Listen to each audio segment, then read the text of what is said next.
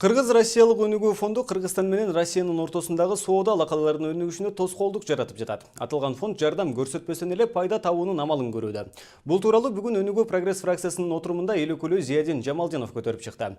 Бүгүн аталган фракция өкмөттүн жазгы талаа иштерине болгон даярдыгын жана аймактарда МТСтерди ачуу туурасында буйругун талкуулап, начар деген баасын беришти.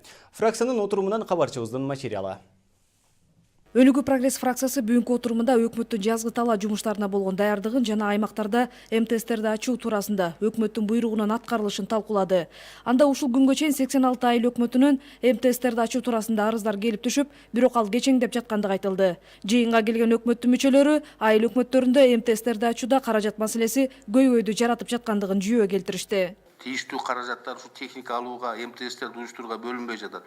Айыл банк аркылуу кредит алууда дыйкандарга эң алгач күрөө маселеси дагы көйгөйдү жаратып жаткандыгы айтылды. Кайра эгер өздөрүнүн өздүк салымы болсо, алар эмне үчүн күрөө сурайт? Ошол техника өзү залог болот деген шарт бар эмес беле?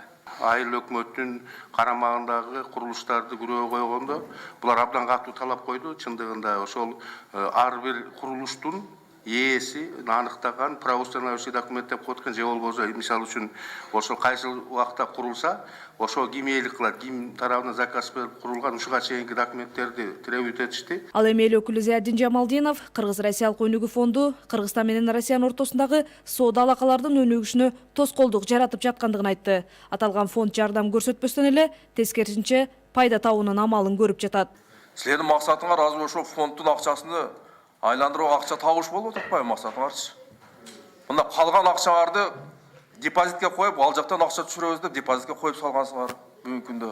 Ал эми эл өкүлдөрү 500 миллион доллар уставдык капиталы бар Кыргыз-Россиялык өнүктүрүү фонду ушул күнгө чейин болгону 202 миллион долларын гана иштеткенин сындап чыгышты. Берилген 500 миллион доллар канча мөөнөткө берилген? Бул мөөнөтү жок, бул төөлүккө берилген каражат.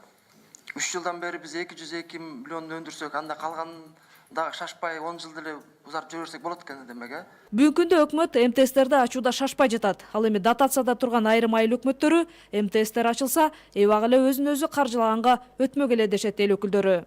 Улакол айыл өкмөт деген бар, Тоң районунда. Бул дотациядагы айыл өкмөт. Дотациядагы айыл өкмөт. Ошол айыл өкмөттүн башчысы келип, биз экөөбүз чогуу бизнес план жаздык. Эгерде бул МТС ачылса,